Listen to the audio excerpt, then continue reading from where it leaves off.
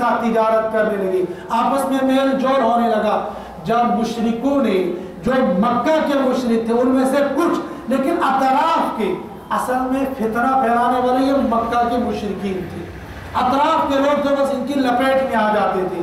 اب نبی علیہ السلام نے اطراف کے بادشاہوں، اطراف کے علاقوں میں خطوط بھیجنے شروع کر دیے، اپنے تبلیغی وقت بھیجنے شروع کر دے، جنہیں ان علاقوں میں جا جا کر تبلیغی کام شروع کر دیا۔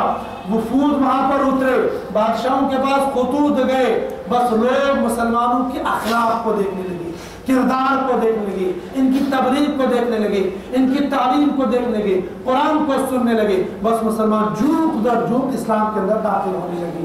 ابھی تو 1400 کے ساتھ نکلے تھے، لیکن جب 2 سال کے بعد نبی علیہ السلام پھر مدینہ منورہ سے مکہ کی طرف نکلے، 10,000 کا لشکر ساتھ تھا، ابھی 1400 کا تھا، لیکن اب 10,000 کا ہو رہا۔ صرف 2 سالوں کے اندر اتنی بڑی فتح ہوگی کہ اطراف کے تمام لوگ مسلمان ہو گئے۔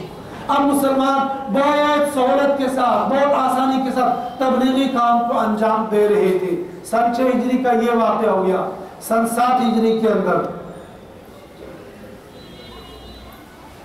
یہ جو خیبر والے تھے، جن نے پہلے سازش رچی تھی، ابو سفیان کو لایا تھا، اب یہ چین سے یہاں نہیں بیٹھے، بلکہ انہوں نے سازشیں شروع کر دی اور مسلمانوں کے اوپر حملہ کرنا شروع کر دیا۔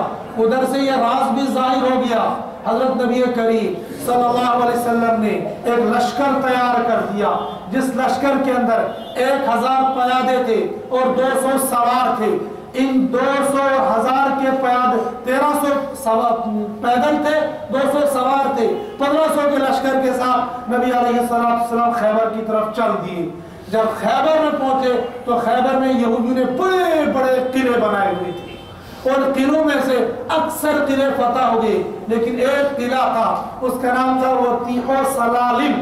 وطیح سلالم اس قلعے کے پر قابض تھا، عرب کا مشہور بہادر، اس کا نام حرب یا قرب تھا، یہ اس پر قلعے پر قابض تھا۔ مسلمانوں نے حتی الامکان اس کو فتح کرنے کی کوشش کی، لیکن یہ فتح نہ ہوا۔ ایک دن نبی علیہ السلام نے ابوبکر صدیق رضی اللہ تعالیٰ عنہ کو جھنڈا دے دیا اور لشکر دے دیا ساتھ میں، جاؤ اس قلعے کو فتح کر کے آ جاؤ، مگر شام کو واپس آئے، قلعہ فتح نہ ہوا۔ دوسرے دن حضرت نبی کریم صلی اللہ علیہ وسلم نے عمر رضی اللہ تعالیٰ عنہ کو علم دے دیا اور یہ جھنڈا دے دے، جاؤ، شام کو یہ بھی واپس آگئے، کامیاب نہ ہوئی۔ نبی علیہ السلام نے اعلان کیا، کل میں ایک ایسے آدمی کو جھنڈا دے دوں گا جو اس قلعے کو فتح کر کے ہی آ جائے گا۔ صبح کو تمام صحابہ ہتھیاروں سے لیس ہو کر جمع ہو گئی۔ عمر رضی اللہ تعالیٰ عنہ فرماتے ہیں، میں نے کسی دن یہ تمنا نہیں کی تھی کہ اسلامی پرچم میرے ہاتھ میں ہونا چاہیے، اسلامی علم میرے ہاتھ میں ہونا چاہیے، لیکن آج میری یہ تمنا تھی کہ آج یہ علم میرے ہاتھ میں ہونا چاہیے تھا، لیکن اللہ نے منظور کسی اور کو رکھا تھا۔ آپ نے آواز لگی، علی کہاں ہے؟ چنانچہ علی آگئے، نبی علیہ السلام نے جھنڈا ان کو دے دیا، جاؤ اور اس قلعے کو فتح کر کے آؤ۔ چنانچہ یہ گئے، اس قلعے کو فتح کیا۔ قرب یا حرب جس قلعے کا مالک تھا، اس کو اپنے ہاتھوں سے علی رضی اللہ عنہ نے قتل کر دیا، اور یہ سارا کا سارا قلعہ اور اس کے ساتھ پورا خیبر فتح ہو گیا۔ فتح خیبر کے اندر زمین بڑی بہت زیادہ تھی، لہذا مجاہدین کے درمیان میں جب مال غنیمت تقسیم ہونے لگا تو اس میں زمین کا بڑا حصہ تھا۔ اس زمین کے حصے میں سے ایک حصہ، اس حصے کا نام تھا ثمود، تامیم غین، یہ حصہ علی عمر رضی اللہ تعالیٰ عنہ کے حصے میں آ گیا۔ تمام صحابہ اپنا اپنا حصہ لے کر گئے۔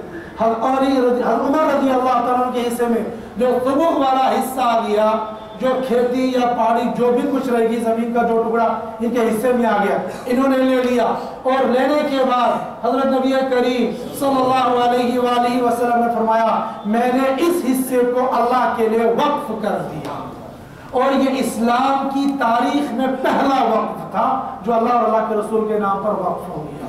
آج ہم پڑھتے ہیں اوقاف کی یہ زمین، اوقاف کی یہ زمین، اوقاف کی یہ زمین، اور جو زمین جو جگہ اللہ رسول کے لیے وقف ہو گئی ہو، جس چیز کو اللہ کے لیے وقف کر دیا گیا ہو، اس وقف شدہ زمین پر پھر کسی کا اختیار نہیں رہتا ہے۔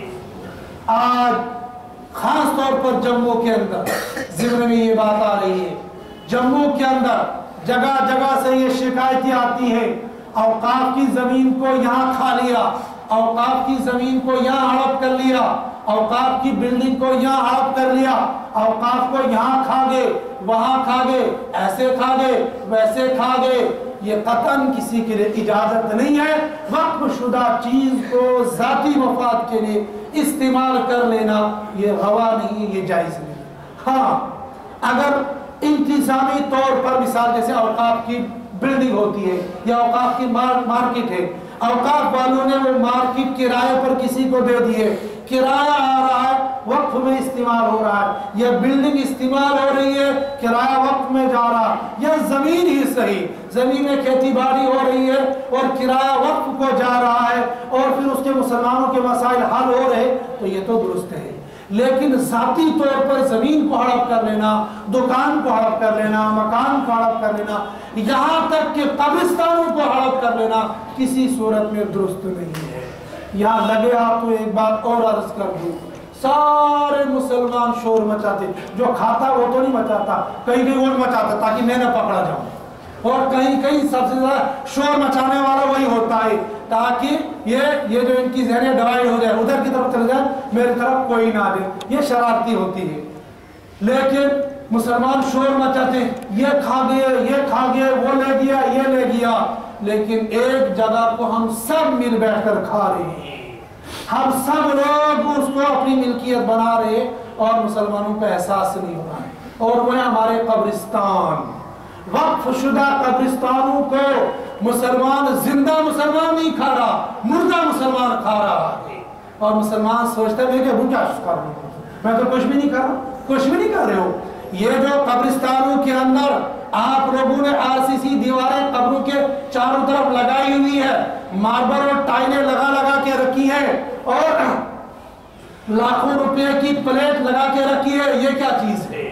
ये वही है, ये वही है, ये मुर्दे मरकर भी औकाफ की जमीन को छोड़ने के लिए तैयार नहीं है। मैं तो यही समझूंगा, इसलिए कि अगर इन्होंने अपने वारिसीन को ये वसीयत की होती, ये नसीहत की होती, मेरे मरने के बाद कब्र को वैसे भी अपनी जमीन के अंदर भी कब्र को पुख्ता बनाना जायज नहीं है, फिर वक्फ शुदा जमीन के अंदर कब्रों को पुख्ता बनाना ये कैसे जायज होगा?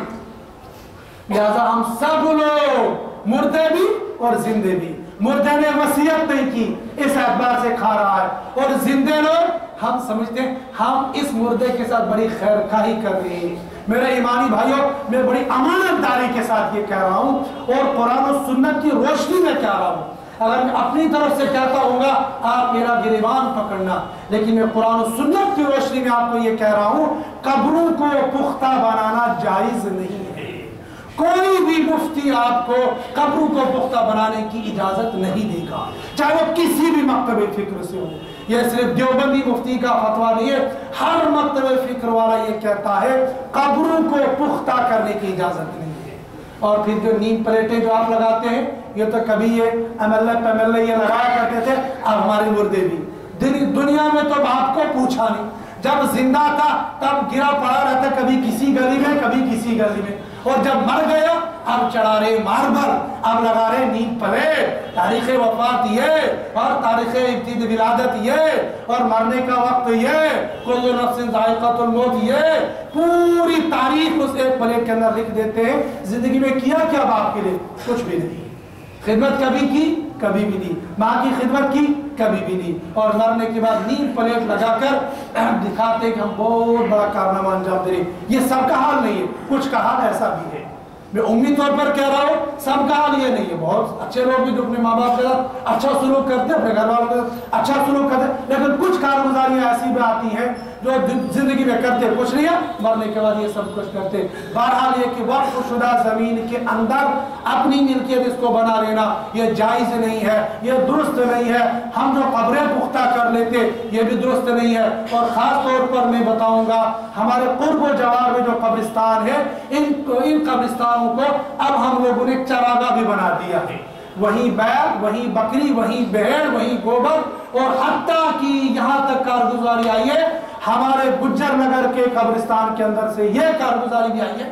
रात को अय्याश लोग होते हैं वहाँ, समझ गए होंगे, बोलते हैं फ्रूटी पीने वाले वहाँ उसके अंदर जाते हैं। या औकाफ वालों की भी जिम्मेदारी है, कड़ा से कड़ा आदमी वहां पर रखे, सख्त से सख्त आदमी वहां पर रखे। वहां पर पार्किंग के बहाने से, फाते खानी के बहाने से, उस बहाने से इस बहाने से सब कुछ हो रहा है। औकाफ वालों की भी जिम्मेदारी है और उम्मत मुस्लिमा की भी जिम्मेदारी है, हम वक्फ शुदा जमीनों को इस तरह से लावारिस न छोड़े, इनकी जिम्मेदारी हमारी बनती है। बात आ गई थी उमर रज़ी अल्लाह तआला अन्हु ने सबसे पहले इस्लाम के अंदर वक्फ किया था, आगे क्या क्या काम किए थे इंशाअल्लाह वो आगे आता रहेगा। अल्लाह पाक मुझे आपको अमल करने की तौफीक अता फरमाए। टाइम बिल्कुल करीब हो गया।